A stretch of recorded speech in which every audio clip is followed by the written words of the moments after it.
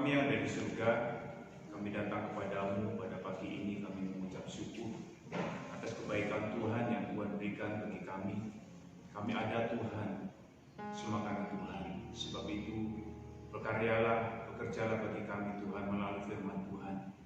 Biar setiap firman Tuhan yang kami sampaikan menjadi berkat Tuhan, menjadi rema Tuhan, menjadi kekuatan bagi setiap orang yang mendengarnya Tuhan, baik yang ada di gedung gereja maupun yang ada di tempat mereka masing-masing atau di tempat rumah mereka masing-masing Tuhan.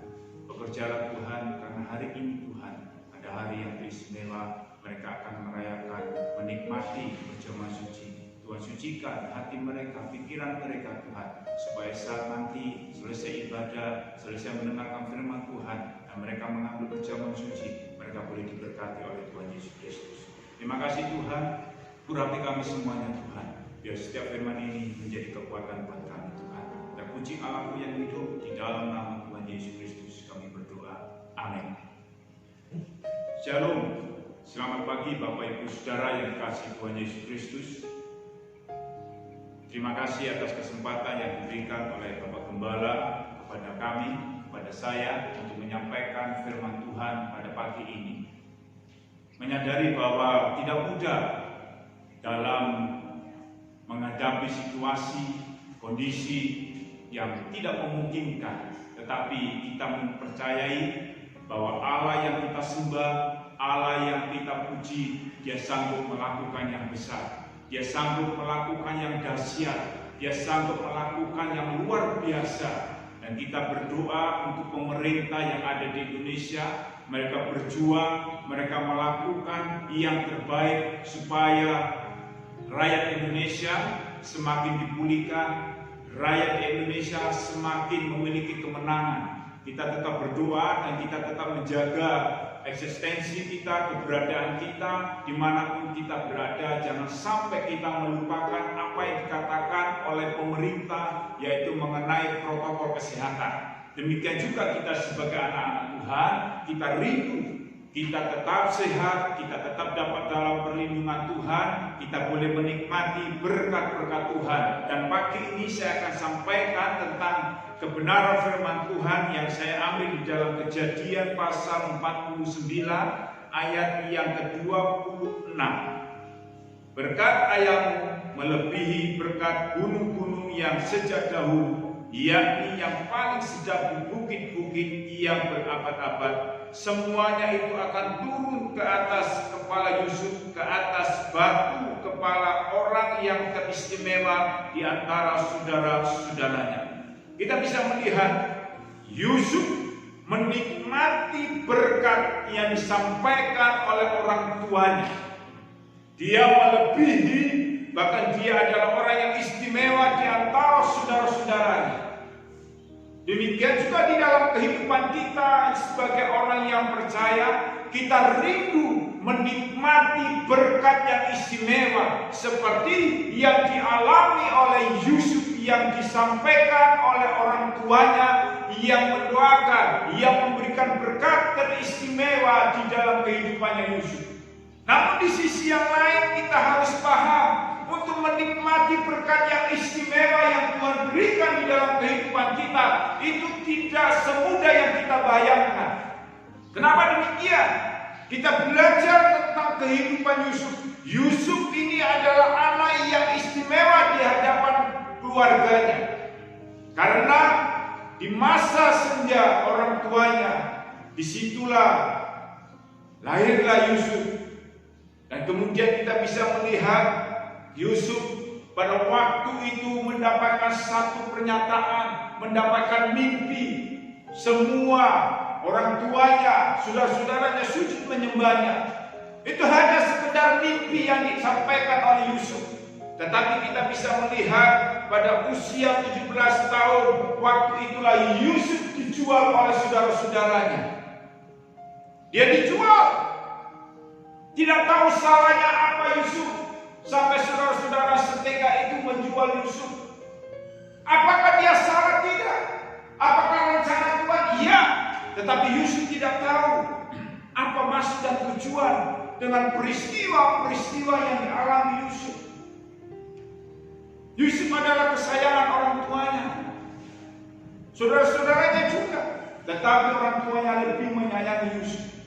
Tetapi hari ini kita belajar bagaimana kita bisa menikmati berkat yang istimewa dari Tuhan, seperti yang terjadi di dalam kehidupan Yusuf. Tidak mudah. Proses demi proses yang membuat Yusuf menjadi orang yang teristimewa. Proses demi proses inilah yang membuat Yusuf menjadi mengerti maksud dan tujuan Tuhan di dalam kehidupannya Yusuf. Apakah relevan dengan kehidupan kita?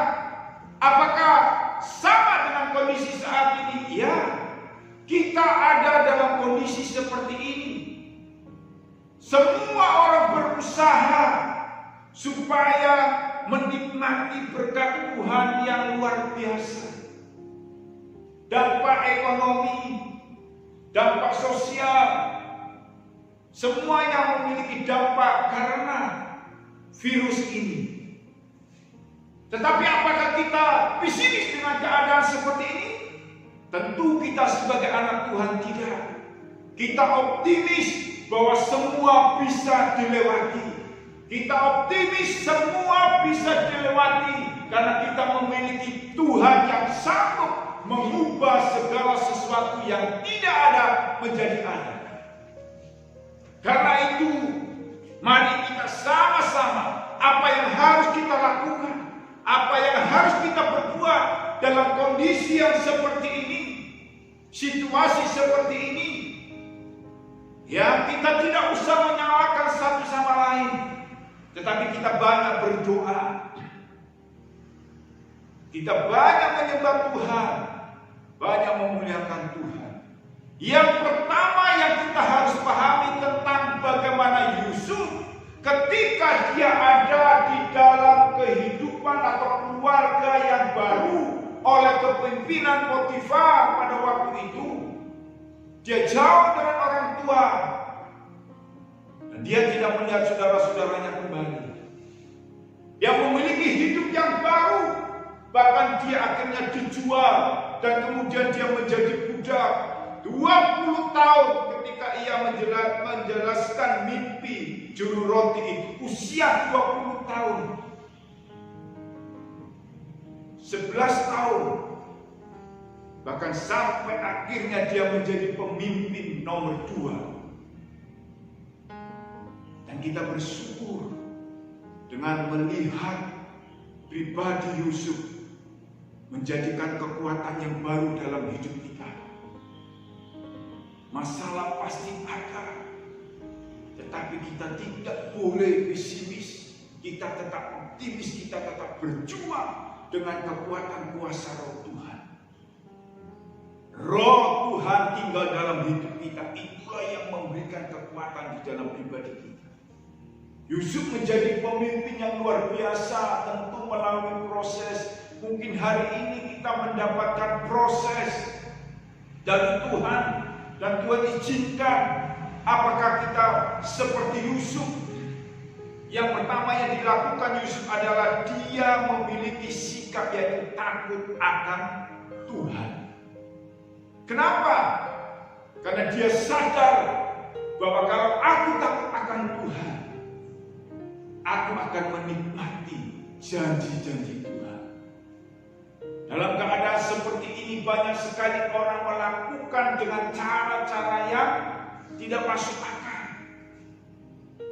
Sebab itu Bapak Ibu saudara-saudara yang dikasihi Tuhan, walaupun kita ada di rumah, walaupun kita ada di kantor, walaupun kita ada di gereja, walaupun kita ada di mana-mana, ketika kita mendengarkan firman Tuhan, amini dan yakini, itu akan terjadi di dalam hidup kita.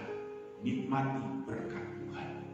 Kita bisa melihat yang pertama yang dilakukan oleh Yusuf di dalam ayat yang ke-9 dari Kejadian 39 dikatakan, bahkan di rumah ini ia tidak lebih besar kuasanya daripadaku, dan tiada yang tidak diserahkannya kepadaku selain daripada engkau, sebab engkau istrinya.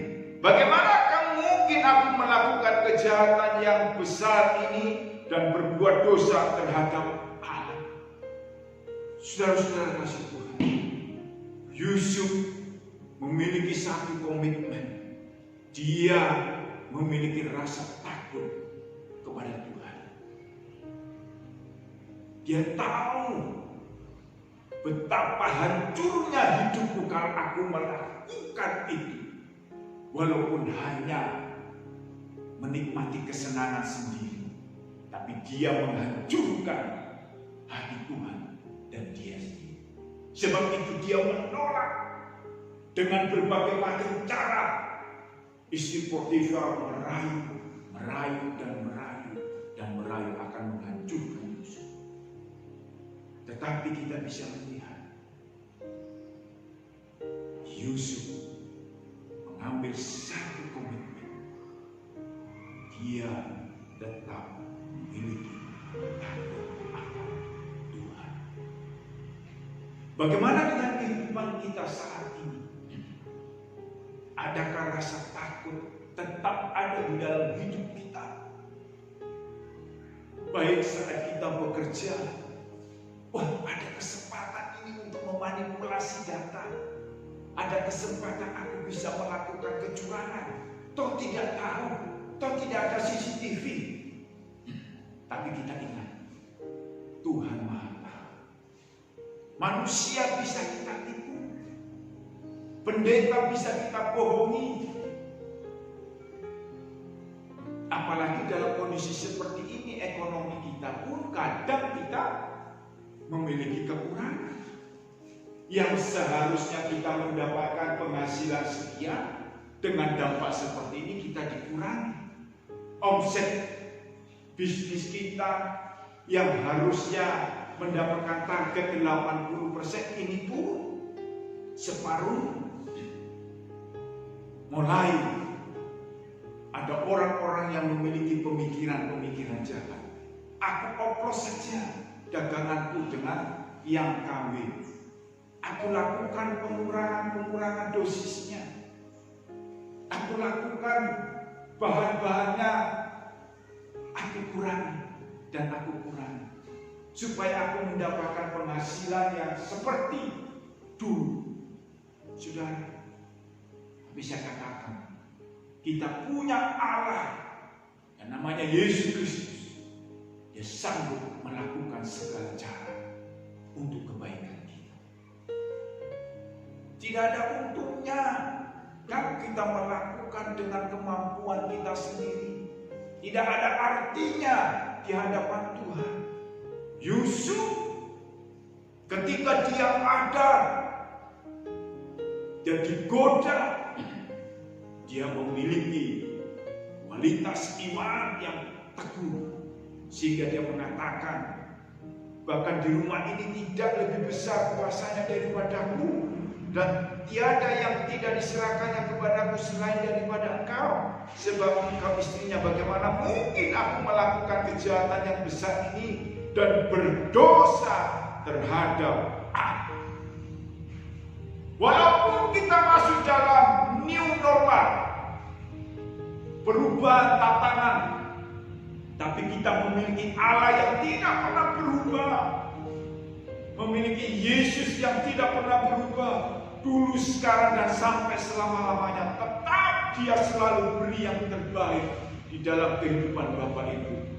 Walaupun beberapa bulan kita tidak bisa berkumpul dalam satu ruangan gedung gereja, tetapi kebenaran firman Tuhan masih kita bisa dengarkan, masih kita bisa tonton, masih kita bisa lihat lewat YouTube, lewat Facebook, lewat grup komunitas kita. Disitulah kita bersyukur karena masih ada kekuatan iman. Saudara kasih Tuhan, tapi kita percaya semua badai bisa kita lewati asalkan kita tetap juga takut akan Tuhan. Takut akan Tuhan. Orang mengatakan di rumah saya jenuh, Pak. Tapi saya katakan, izinkan kita ada di rumah untuk kita selalu membaca firman Tuhan, untuk selalu kita berdoa, untuk selalu kita merenungkan firman Tuhan. Ambil segi positifnya, berpikir yang positif. Kalau aku di rumah saja, berarti ada maksud Tuhan yang terbaik di dalam hidup. Kalau Tuhan izinkan kita ada di rumah, ya, saudara kasih Tuhan, kita bisa berkomunikasi dengan anak, kita bisa curhat, membangun satu sama lain dengan anak kita ketika kita ada di rumah. Kalau dulu pagi berangkat kerja, pulang sudah larut malam, ya, bahkan sampai paginya kita berangkat lagi, kita tidak bisa melihat anak kita sebentar untuk kita bisa berkomunikasi. Sampai anaknya selalu disayang oleh saudaranya yang lain. Tapi dengan adanya seperti ini, kita bisa melihat komunikasi kita, rumah tangga kita semakin harmonis. Anak-anak semakin dekat dengan orang tuanya, anak-anak semakin dekat dengan ibunya, curhat, dan tidak ketinggalan orang tua. Akan bersemangat masuk dalam aplikasi Zoom. Mereka semakin indahnya, di situ mereka bisa komunikasi. Mereka selalu membangun satu sama lain. Tentu kita juga harus mengeluarkan biaya tambahan paket data. Kenapa? Harus keluar untuk melihat itu. Tapi tidak masalah. Tuhan bisa memberkati itu. Tapi di situ kita bisa berjumpa dengan rekan-rekan hamba-hamba Tuhan, dengan teman-teman kita, sharing, menguatkan. Karena kita tetap takut akan Tuhan. Di luar sana orang melakukan hal yang luar biasa, bejatnya moral mereka, walaupun tidak semua, tapi kita bisa melihat seperti itu. Yang kedua, kita kembali kepada Yusuf, apa yang dilakukan sebelum dia menikmati berkat Tuhan yang luar biasa. Yang kedua, Yusuf selalu mengandalkan Tuhan. Dia mengandalkan Tuhan. Dia selalu mengandalkan Tuhan. Dia tidak mengandalkan kekuatannya sendiri. Dia tidak mengandalkan kemampuannya sendiri. Dia tidak mengandalkan bahwa aku paling kuat, aku sehat, aku hebat. Tidak. Tapi dia mengandalkan Tuhan. Kenapa dia mengandalkan Tuhan? Kita bisa melihat bagaimana setiap pekerjaannya itu luar biasa. Apa yang dia kerjakan selalu berhasil. Pengalaman apa? Tidak ada Yusuf pengalamannya. Walaupun dia sebagai juru minum, juru masak, tapi dia dipercayai seluruhnya. Dia tangani. Luar biasa. Bagaimana dengan kehidupan kita hari ini? Masihkah kita mengandalkan kekuatan kita? Masihkah kita menganggap kita paling kuat, paling hebat menghadapi semuanya? Saudara kasih Tuhan, hari ini kita mau tetap andalkan Tuhan. Andalkan Tuhan. Andalkan.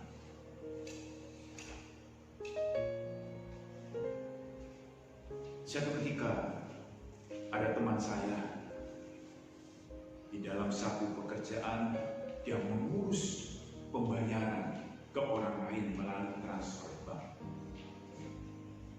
Dia sudah transfer itu semuanya. Ketika kami koreksi ada kesalahan, pintar orangnya, hebat. Tapi apa yang terjadi? Ada keselisihan uang 12 juta yang dia transfer ke salah satu nama yang memiliki nomor rekening. Dia pusing akhirnya. Dan akhirnya kami sampaikan kepada dia, mari kita duduk bersama, kita koreksi. Ada yang salah tidak? Dia bilang, tidak, benar ini. Coba dikoreksi kembali. Apakah benar porsinya orang itu mendapatkannya? Betul, Pak Edi. Apa yang terjadi? Malam dia WA saya. Dan dia katakan, Pak Edi, ternyata salah. Orang ini harusnya mendapatkan sekian. Saya tulis 22 juta. Nah, saudara kasih itu. Manusia masih bisa memiliki kesalahan.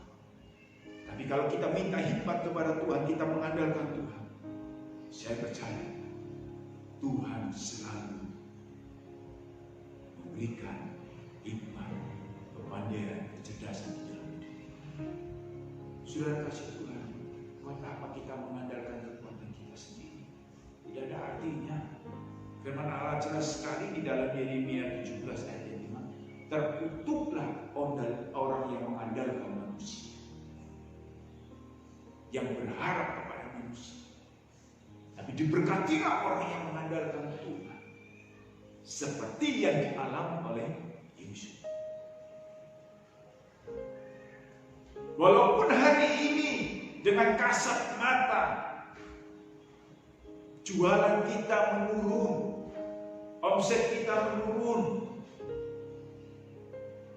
ya, pelanggan berkurang, tapi kita tetap mengandalkan Tuhan. Andalkan Tuhan dan andalkan Tuhan. Saya bersyukur, walaupun di tempat kami pun sama berdampak, tapi saya tetap andalkan Tuhan. Kenapa? Karena sumbernya itu dari Tuhan. Sampai hari ini, detik ini, Tuhan tidak pernah biarkan kami keluarga mengalami kekurangan. Krisis yang bertahun-tahun lalu saya lewati ketika saya jadi pengerja di gereja GBPS Peniel. Ketika saya masuk tahun 97-98, itu waktu krisis pada waktu itu. Gembala saudara Pendeta Samuel Pemenasial mengatakan, kita berdoa, kita andalkan Tuhan, kita punya Tuhan yang dahsyat, Dia sanggup melakukan yang terbaik buat kita. Orang tua rohani kita, dia tekankan itu. Saudara kasih Tuhan, memang kadang-kadang kita diizinkan masuk dalam namanya proses. Tapi proses itu membuat kita menjadi dewasa di hadapan Tuhan. Proses itu membuat kita tetap mengandalkan Tuhan dan berharap kepada Tuhan. Saudara kasih Tuhan, kita bisa melihat ada sebagian dari anak-anak Tuhan ketika mereka dengan proses seperti ini, mereka tidak tahan. Mereka tinggalkan Tuhan. Mereka lupa bahwa sesungguhnya Tuhan izinkan itu terjadi, membuat kita menjadi dewasa, menjadi kuat di dalam Tuhan, dan kita tetap takut akan Tuhan. Kemudian selanjutnya yang dialami oleh Yusuf. Yusuf adalah orang yang bertanggung jawab. Kenapa saya katakan dia bertanggung jawab? Di dalam ayat yang ke-21 sampai ayat yang ke-23 dari Kejadian 39 berbunyi demikian, tetapi Tuhan menyertai Yusuf dan melimpahkan kasih setianya kepadanya dan membuat Yusuf kesayangannya bagi kepala penjara itu. Sebab itu kepala penjara mempercayakan semua tahanan dalam penjara itu kepada Yusuf, dan segala pekerjaan yang harus dilakukan di situ dialah yang mengurusnya. Dan kepala penjara tidak mencampuri segala yang dipercayakannya kepada Yusuf, karena Tuhan menyertai dia dan apa yang dikerjakannya dibuat Tuhan berhasil. Kita bisa melihat bagaimana Yusuf memiliki tanggung jawab. Tidak mungkin salah satu perusahaan besar akan mempercayakan kita menjadi direksi, menjadi direktur kalau kita tidak melalui proses. Dan tentu pemegang saham akan menilai anak itu dari kecil apa yang dia kerjakan. dia mengerjakan dengan penuh tanggung jawab. Kemudian dia naik jabatan, kemudian dia lakukan yang terbaik dalam perusahaan itu, maka dia dipercayakan menjadi direktur dan sebagainya. Proses semuanya. Tapi yang satu yang harus kita garisi bawah adalah kita memiliki tanggung jawab. Yusuf bertanggung jawab, bahkan sebab itu kepala penjara mempercayakan semua tahanan dalam penjara itu kepada Yusuf, dan segala pekerjaan yang harus dilakukan di situ dialah yang mengurusnya. Kepala penjara mempercayakan Yusuf. Ini satu contoh di dalam kehidupan kita. Kita mau bertanggung jawab. Kita mau melakukan dengan setia. Dari yang kecil, lakukan dengan setia. Walaupun dalam kondisi ini kita kembali dari yang kecil, lakukan dengan setia. Berkat Tuhan bisa ada dari mana saja. Dia tidak akan tinggalkan kita. Dia tidak akan lupakan kita. Yesus Kristus selalu membilang, asalkan kita bertanggung jawab, melakukan yang terbaik kepada Tuhan, walaupun itu kecil. Ya, kita tidak usah mendengarkan orang lain seperti ini. Kita tidak usah menghiraukan mereka yang akan menghancurkan kita. Kita dengarkan apa yang dikatakan firman Tuhan, apa dikatakan hamba-hamba Tuhan. Kemudian selanjutnya, Yusuf tidak pernah menyalahkan orang lain dengan peristiwa itu. Dia tidak pernah menyalahkan kakak-kakaknya, dia tidak pernah menyalahkan saudara-saudaranya. Ya, kita bisa melihat demikian juga dalam kehidupan kita.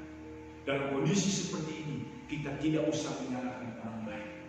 Kita tidak usah menyalahkan siapapun, tapi kita datang kepada Tuhan. Tuhan, maksud yang terbaik Engkau siapkan buat aku.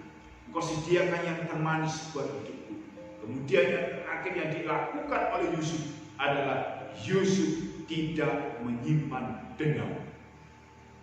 Yusuf tidak menyimpan dendam dengan peristiwa ini.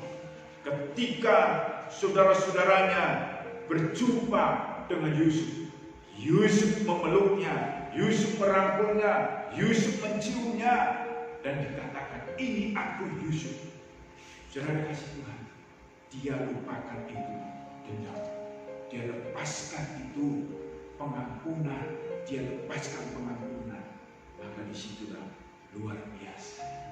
Kalau hari ini, pagi ini, kita akan masuk dalam perjamuan suci, lepaskan itu semuanya.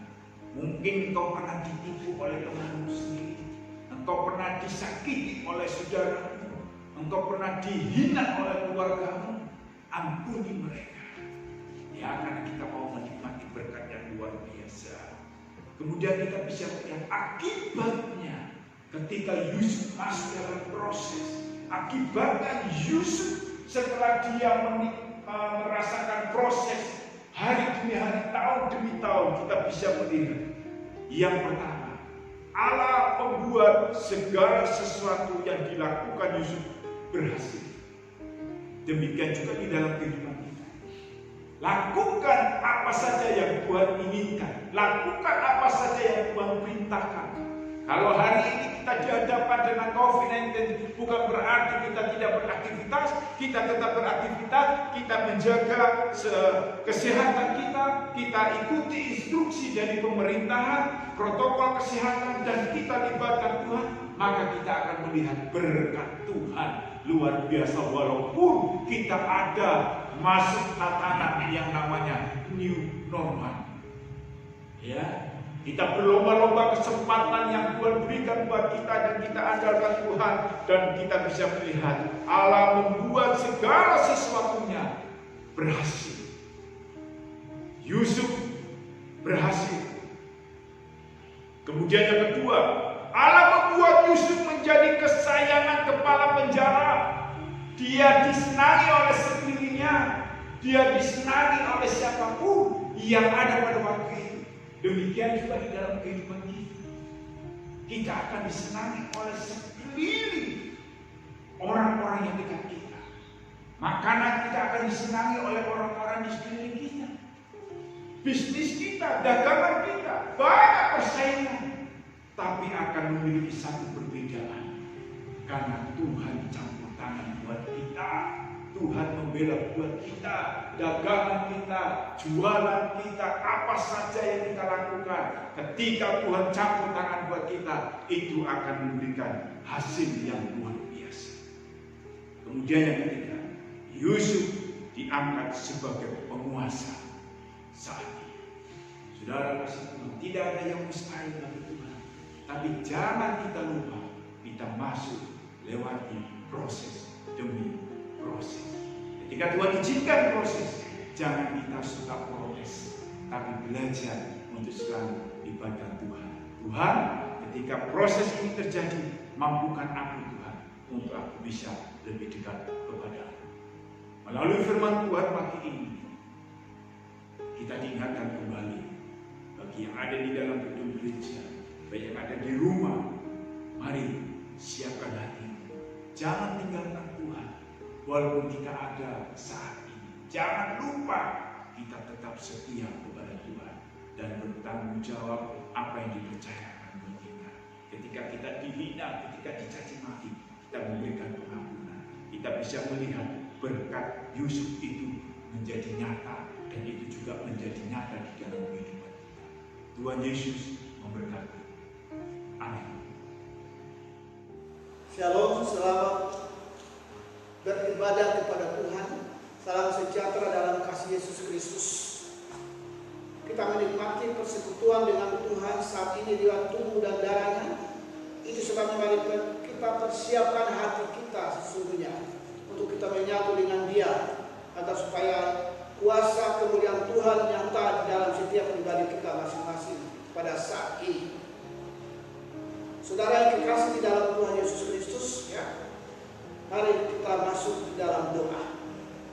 Kami berterima kasih kepada Engkau Tuhan, bahwa saat ini kami ada di hadapan Engkau dan kami memuliakan Engkau buat karya-Mu Tuhan yang sangat indah di dalam hidup kami. Engkau telah mati bagi kami, Engkau telah berkorban bagi kami, darah-Mu telah tercurah bagi kami Tuhan, tubuh-Mu dihancurkan bagi kami, supaya kami bisa melihat kuasa kemuliaan Tuhan nyata di dalam setiap pribadi kami masing-masing. Ampuni kami Tuhan dalam segala sesuatu yang sudah kami lakukan melawan kehendak-Mu Tuhan. Sucikan dan kuduskan kami sekalian, supaya saat ini kami di hadapan hadirat-Mu Tuhan, benar-benar kami menjadi umat-Mu yang memperkenankan Engkau Tuhan. Terima kasih Bapa di surga. Segala kemuliaan dan syukur bagi-Mu Bapa di surga. Dalam nama Tuhan kami Yesus Kristus, kami sudah berdoa. Amin. Sebagai awal daripada persekutuan kita, untuk kita menyatu dengan Dia di dalam tubuh dan darahnya, mari kita akan buka bersama di dalam kitab kebenaran Injil Yohanes pasal yang ke-6 ayat yang ke-53 mulai. Maka kata Yesus kepada mereka, Aku berkata kepadamu, sesungguhnya jikalau kamu tidak makan daging anak manusia dan minum darahnya, kamu tidak mempunyai hidup di dalam dirimu. Barang siapa makan dagingku dan minum darahku, ia mempunyai hidup yang kekal, dan aku akan membangkitkan dia pada akhir zaman. Sebab dagingku adalah benar-benar makanan, dan darahku adalah benar-benar minuman. Barang siapa makan dagingku dan minum darahku, ia tinggal di dalam aku, dan aku di dalam dia. Sama seperti Bapa yang hidup mengutus aku, dan aku hidup oleh Bapa. Demikian juga barang siapa yang memakan aku, akan hidup oleh aku. Inilah roti yang telah turun dari surga, bukan roti seperti yang dimakan nenek moyangmu dan mereka telah mati. Barang siapa makan roti ini, dia akan hidup selama-lamanya. Amin. Dengan pengertian yang demikian, saudara kasih, mari kita akan menyatu dengan Dia di dalam tubuh dan darahnya.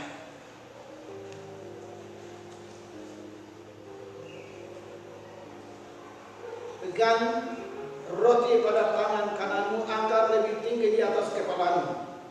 Satu tanda bahwa kita menghargai akan tubuhnya yang telah dihancurkan bagi kita, agar kita memiliki tubuh yang baru di dalam Tuhan kita Yesus Kristus.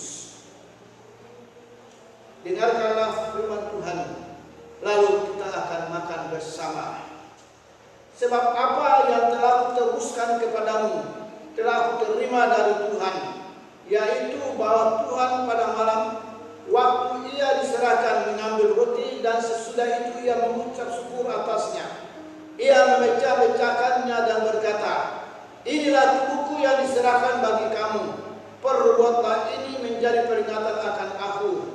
Karena roti adalah satu, maka kita sekalipun banyak adalah satu tubuh, karena kita semua mendapat bagian dalam roti yang satu itu. Bukankah roti yang kita pecah-pecahkan adalah persekutuan dengan tubuh Kristus? Amin. Makan dalam nama Yesus.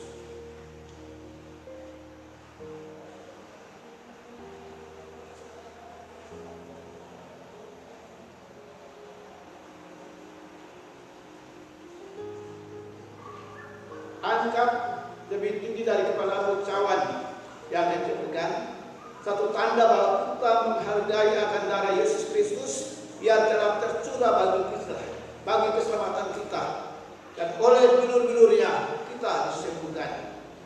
Dengarkanlah firman Tuhan, lalu kita akan minum bersama. Demikian juga ia mengambil cawan sesudah makan, lalu berkata, "Cawan ini adalah perjanjian baru yang dimeteraikan oleh darahku. Perbuatlah ini setiap kali kamu meminumnya, menjadi peringatan akan aku." Bukankah cawan pengucapan syukur yang atasnya kita ucapkan syukur adalah persekutuan dengan darah Kristus? Amin. Minum dalam nama Yesus.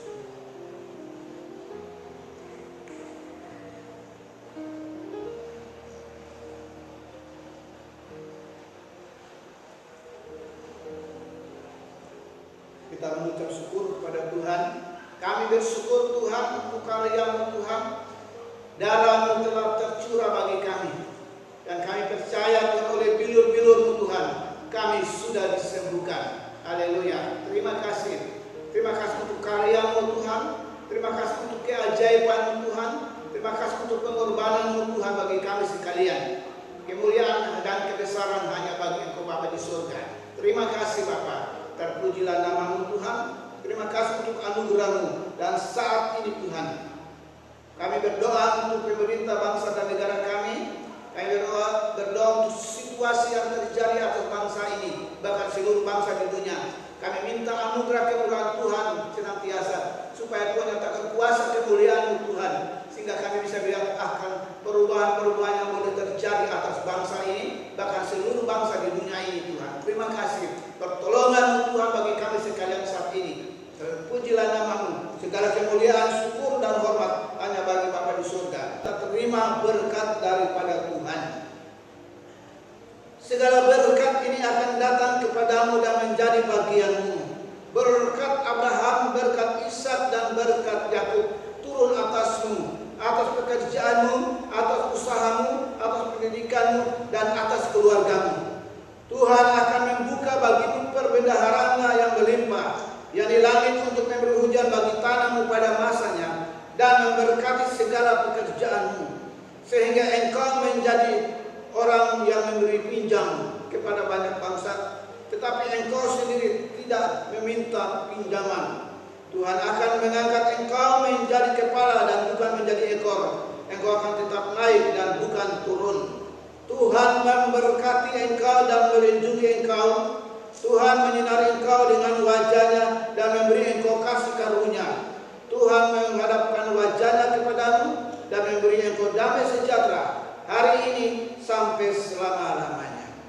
Terpujilah nama-Mu Tuhan atas segala kebaikan-Mu, dan kami alaskan doa kami dalam nama Yesus Kristus. Haleluya. Amin.